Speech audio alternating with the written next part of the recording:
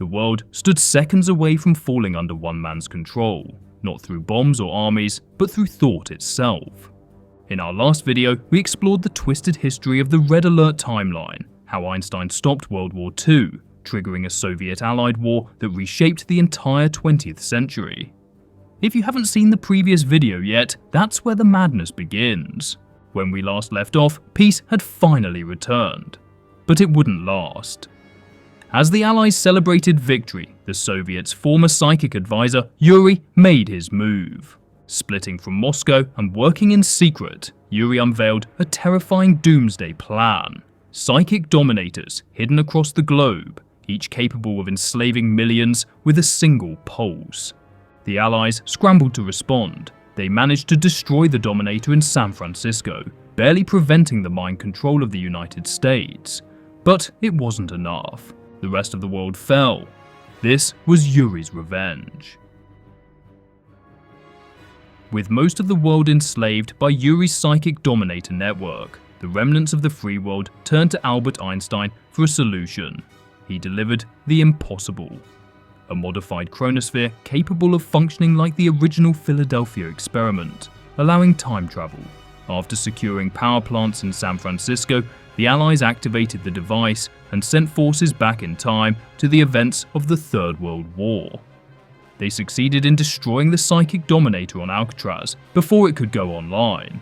In the same strike, they eliminated the Soviet Pacific Fleet, which had been poised to invade the city in the original timeline. San Francisco was saved. For now, the world was back on track, though the potential for paradox loomed. Yuri, realizing his plans had been exposed, abandoned all secrecy. While the Allies fought to liberate Los Angeles, he began to operate more aggressively, brainwashing civilians through subliminal broadcasts and sending them into horrific grinders to fuel his growing war machine. His plans were foiled by a group of unlikely resistance fighters, Hollywood action stars, immune to Yuri's influence due to their deep familiarity with media manipulation. Denied the biological and financial resources he needed from LA, Yuri turned to Seattle. There, he seized the city and blackmailed tech mogul Bing, CEO of Massive Soft, into funding his war effort. Under threat of nuclear annihilation, Bing complied, while his R&D division was forced to work on advanced genetic software that would later power Yuri's genetic mutator weapon. Allied forces constructed a weather control device near the city, but were hit by a Soviet nuclear strike launched by Yuri, crippling the base's power. What followed was a brutal urban battle, with both sides scrambling for control of civilian infrastructure. Ultimately, the Allies reclaimed the city, destroyed Yuri's silo, and ended the Massive Soft extortion. Despite setbacks, Yuri executed a backup plan. He kidnapped Professor Einstein, forcing him to work on an accelerated psychic dominator prototype in Egypt. Unknown to Yuri, Einstein sabotaged the device to self-destruct after one use. To prevent any advancement of the Dominator timeline, the Allies launched a rescue mission. Agent Tanya, backed by tank destroyers, stormed Yuri's Egyptian stronghold and freed Einstein. Before escaping via Nighthawk helicopter, the professor granted the Allies control of the sabotaged Dominator. Without hesitation, the Allies turned Yuri's own weapon against him and used it to obliterate his Egyptian base, setting his operations back significantly. Yuri's schemes were unraveling, but he wasn't finished yet and was far from defeated. With his psychic dominators failing, he turned to a new plan, cloning global leaders to secretly take control of world governments. His facility in Sydney, Australia, began mass-producing clones of Allied leadership. The Allies discovered the plot and General Carville ordered a strike to destroy the lab. The battle for Sydney was brutal. Yuri garrisoned his initiates across buildings throughout the city, forcing the Allies to fight block by block. The Republic of Korea provided elite Black Eagle jets in support, honoring their earlier alliance. Despite massive urban destruction, the Allied commander succeeded in leveling the cloning facility and clearing the city. Around the same time, the rest of the Soviet forces were defeated just as they were in the original timeline. But despite this, Yuri fought on. Realizing cloning had failed, Yuri resorted to mind-controlling the real leaders instead. He tapped into Allied communications via Lieutenant Eva, who had briefly fallen under his influence, and discovered the location of a top-secret summit in London, where Allied and Soviet leaders were preparing a united front. Yuri launched a massive assault on Parliament, deploying floating discs, masterminds, and what remained of his boomer submarines. However, the Allied commander held the line, and Soviet reinforcements arrived mid-battle, forming an unprecedented Allied-Soviet coalition that crushed Yuri's offensive and destroyed his forward base. With Eva recovered, she helped trace Yuri's final location to a hidden base in Antarctica. The Allies launched a final assault with both Allied and Soviet superweapons.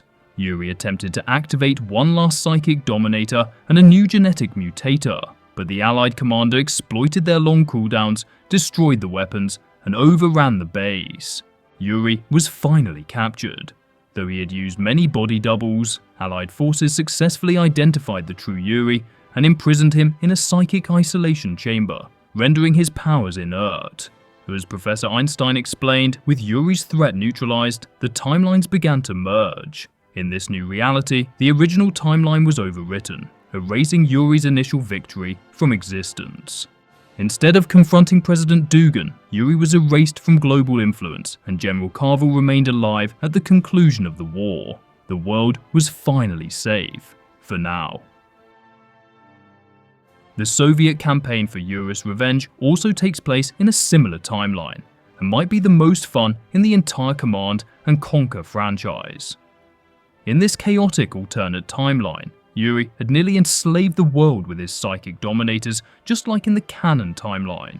But the Soviets weren't about to let him or the Allies have the last word. After capturing the Allied time machine, a daring Soviet strike team accidentally hurled themselves into the Cretaceous era, nearly ending their mission in the jaws of a dinosaur. But they returned, scarred, furious, and ready for revenge. They struck first in San Francisco, traveling back to the moment before Yuri's psychic dominator could be completed. With brutal precision, they leveled the island and shattered Yuri's timeline before it began. Knowing the chronosphere would eventually hand victory to the Allies, Soviet High Command unleashed their commander on Einstein's lab in the Black Forest. In the original timeline, this attack had failed, but not this time. Apocalypse tanks rolled through German defenses, the chronosphere was destroyed, and the Soviet Union became the world's last superpower. Yuri retreated to London, mind-controlling the local Allied garrison and butchering civilians to fuel his next dominator. The Soviets responded with overwhelming force. After liberating the city with help from newly freed Allied units, they demolished the dominator in a fiery siege, minutes before activation. From there, the trail led to Casablanca, where Premier Romanov had been shot down and captured. The Soviets stormed the region, rescued their leader, and discovered Yuri's final gambit, a rocket launch facility on a secret Pacific island. Yuri was going to the moon. The Soviets seized the rocket and launched an elite force after him. On the lunar surface, they crushed Yuri's last strongholds, tearing apart his lunar labs and dismantling his backup plan. But the madman wasn't finished yet. Yuri re-emerged in Transylvania, fortified in his ancestral castle, surrounded by a horrifying hybrid army of mind-controlled Soviets and Allies. This was his last stand. The battle was brutal, a storm of psychic energy, iron, and blood. But the Soviets broke through. The castle crumbled to rubble, and Yuri made one final desperate move. He activated the time machine. But Soviet Lieutenant Zofia intervened at the last second, scrambling the coordinates. Instead of escape, Yuri was sent hurtling back to the Cretaceous period, alone and powerless. There, in poetic justice, he met his end in the jaws of a Tyrannosaurus Rex. With Yuri dead and the Allies defeated, the Soviet Union reigned supreme. Red banners flew across Earth, and soon into the stars. However, in the canon timeline, the Soviet dream of a spacefaring utopia would have to wait. Following the Allied victory over Yuri in the Psychic Dominator disaster, both the Allies and Soviets stood battered but unbeaten. Having fought side by side to bring down Yuri's global mind control regime, they emerged victorious but exhausted. The uneasy alliance quickly began to fray. The Soviet Union in particular had been crippled by the merging timelines. Their infrastructure was unstable, their leadership fractured, and their military stretched thin. The Allies, now suspicious of Soviet intentions, saw an opportunity. Strike before the Red Menace could rise again.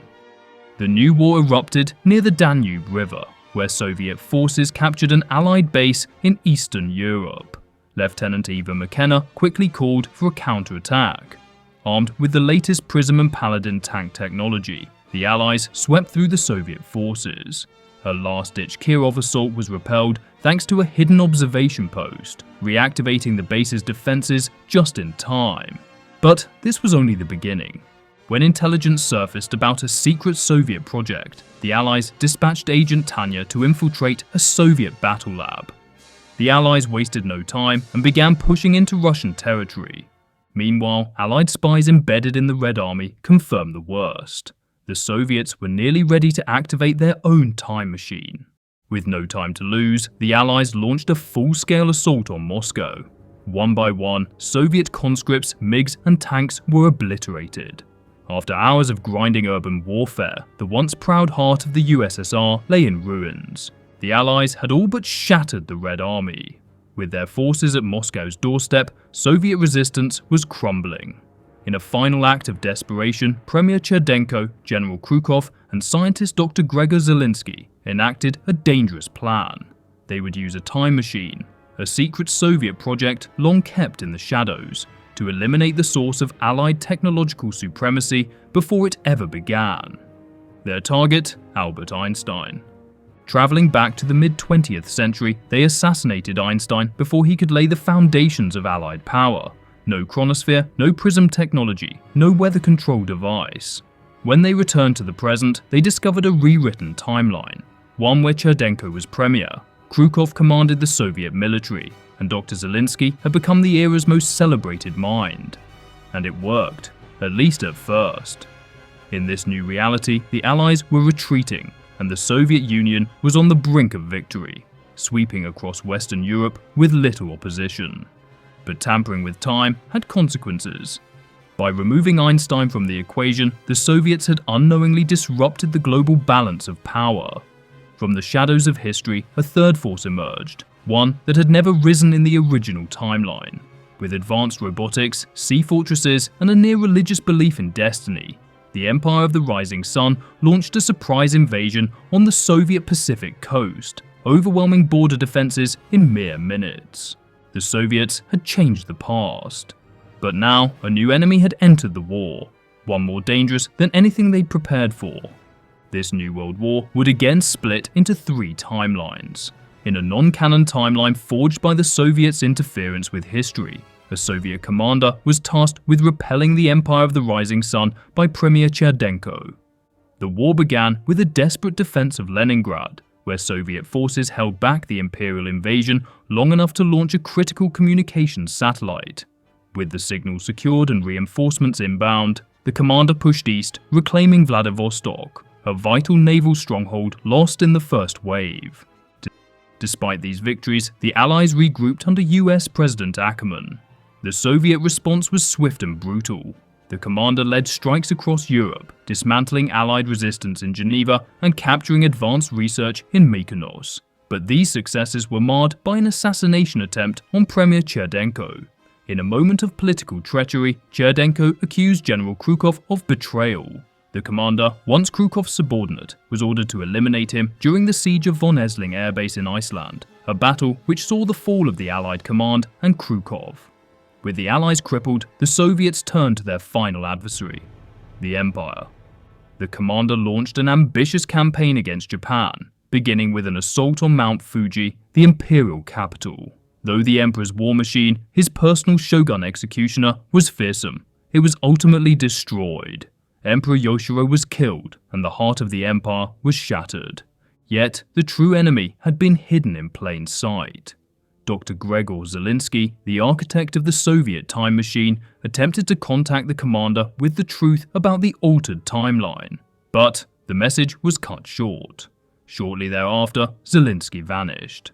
Now threatened by the commander's growing popularity and power, Premier Cherdenko invited the commander to a peace summit on Easter Island. It was a trap. But Cherdenko underestimated the commander's tactical genius. The ambush was repelled, and Cherdenko's volcanic fortress was razed, ending his reign.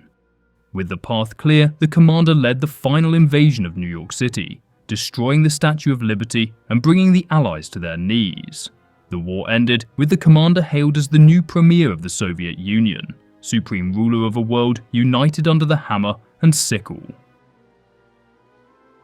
In another of the altered non-canon timelines, we follow the machinations of the Japanese emperor as he launches a war of aggression against the rest of the world.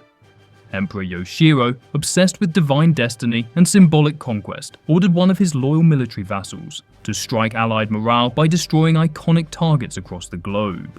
Monuments fell and the West trembled. Yet, it was Crown Prince Tatsu who grasped the true stakes of the war. When the Allies launched full-scale counterattacks against Pearl Harbor and the floating fortresses in the Pacific, the prince advocated direct, calculated strikes. His vision proved decisive. The Empire took Hollywood, silencing the heart of Western media. But soon, the Allies and Soviets united, forming a joint task force that landed in Yokohama, threatening Japan's industrial core.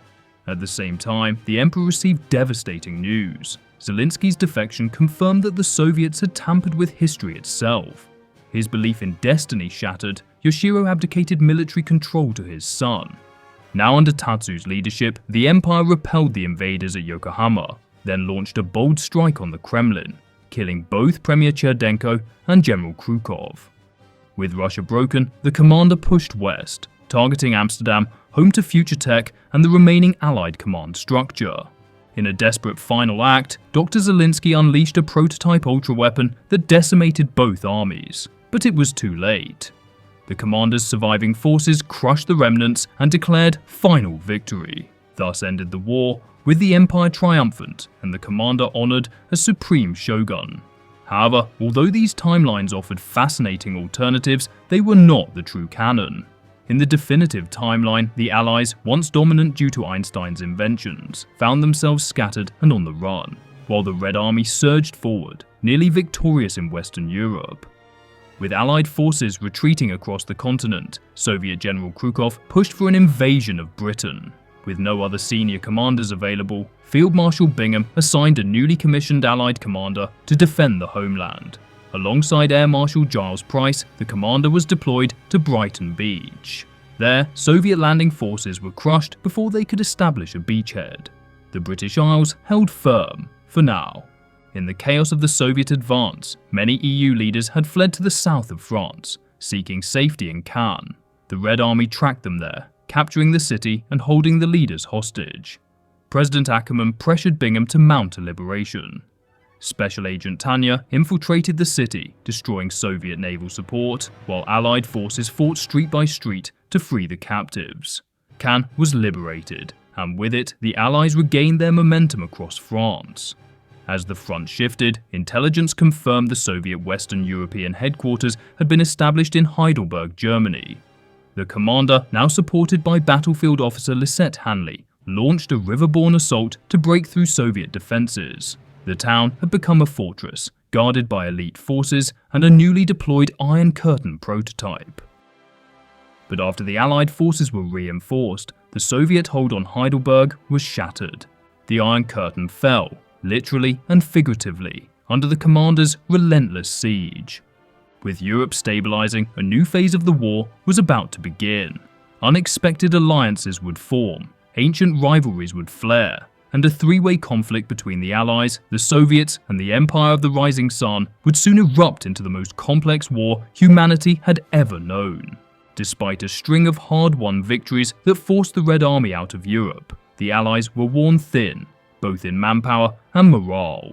At this moment of vulnerability, the Empire of the Rising Sun struck. With calculated precision, they announced their ambitions for global conquest and deployed two massive floating fortresses, one to blockade the North Sea, the other to control the Straits of Gibraltar. In response, Field Marshal Bingham and Premier Cherdenko brokered a temporary ceasefire between the Allies and the Soviets. President Ackerman, however, condemned any alliance with the Communists. Acting unilaterally, he began preparing for a devastating betrayal.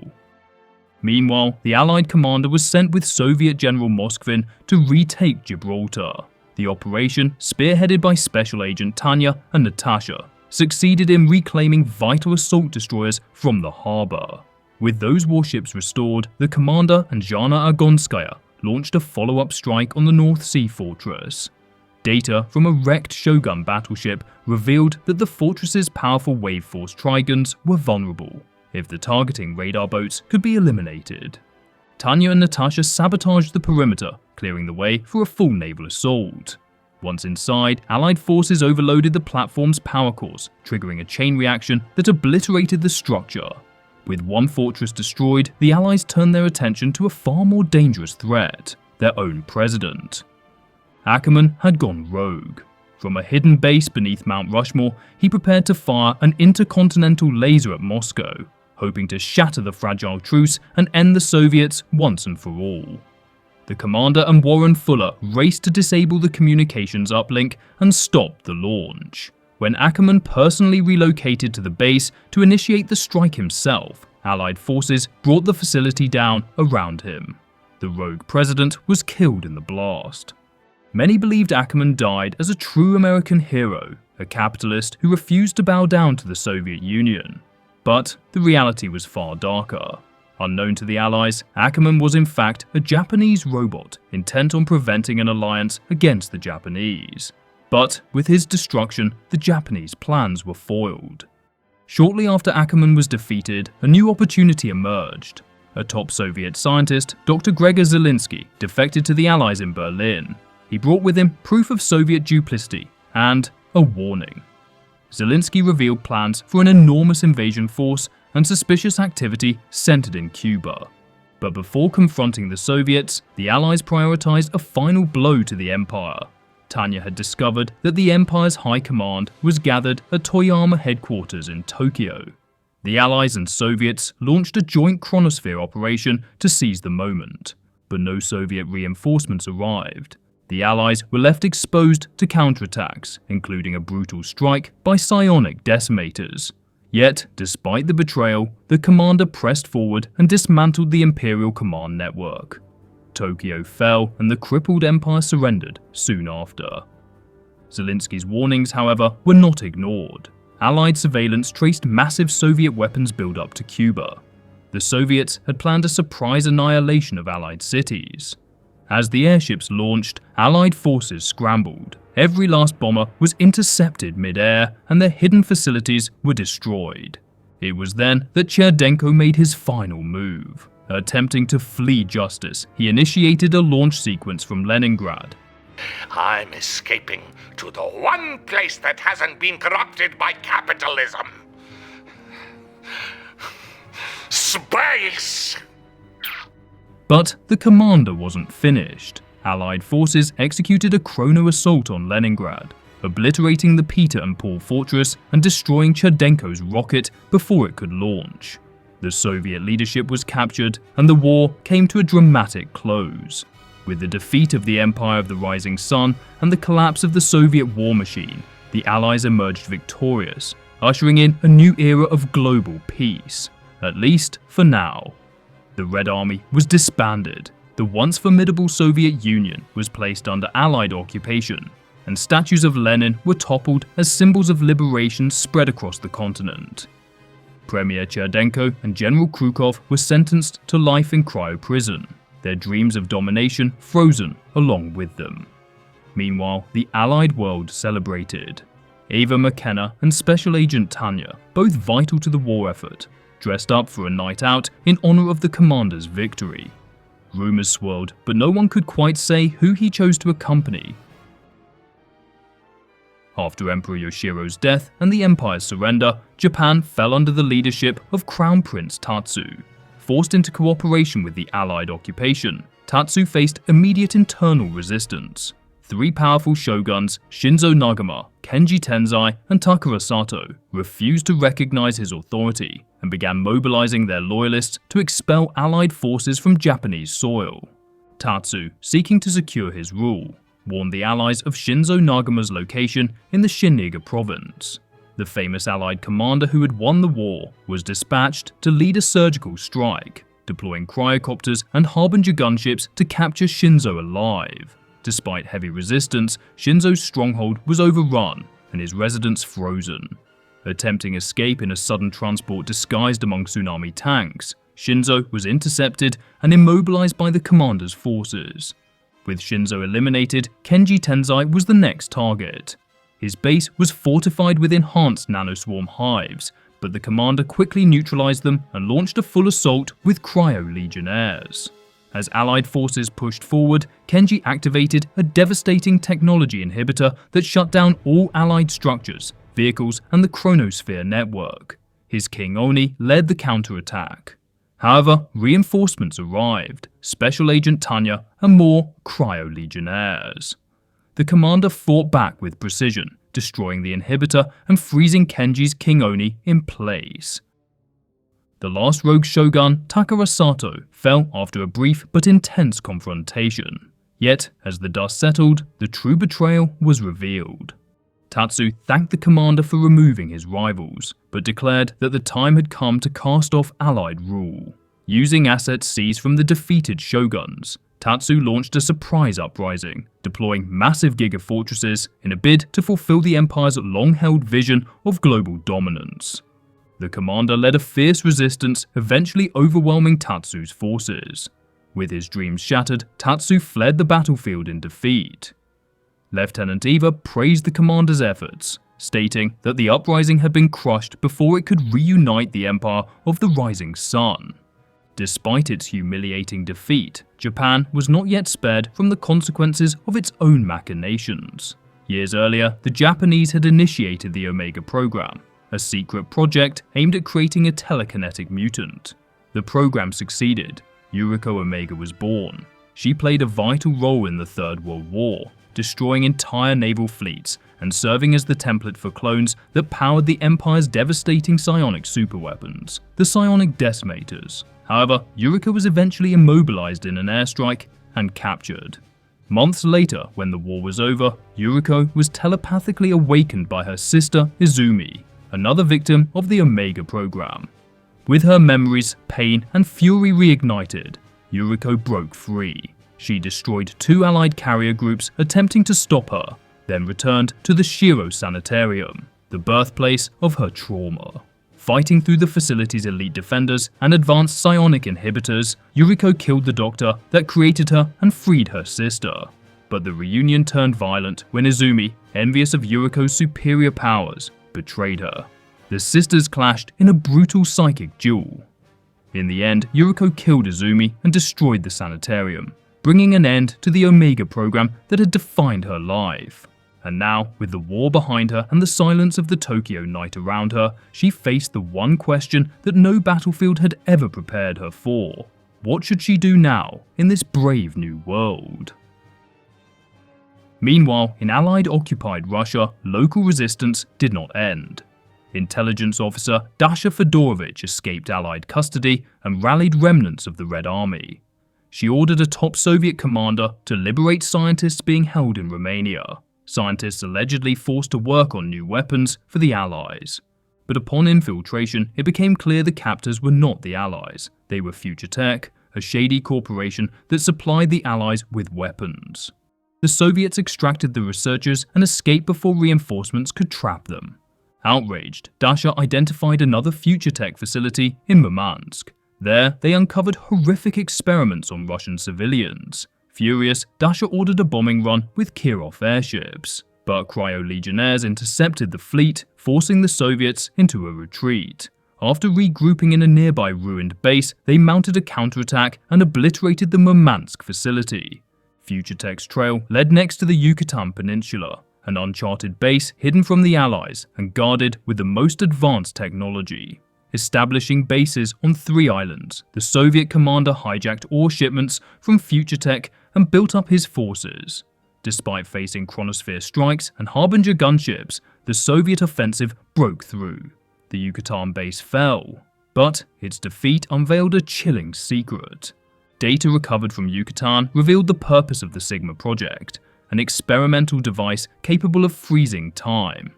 Knowing this posed an existential threat, the Soviets launched a daring assault on Sigma Island. The Soviet commander advanced cautiously, dismantling each installation and pushing through wave after wave of cutting-edge weapons. Eventually, Allied defenses crumbled, the Sigma Harmonizer was destroyed, and Future Tech's ambitions for domination ended in failure.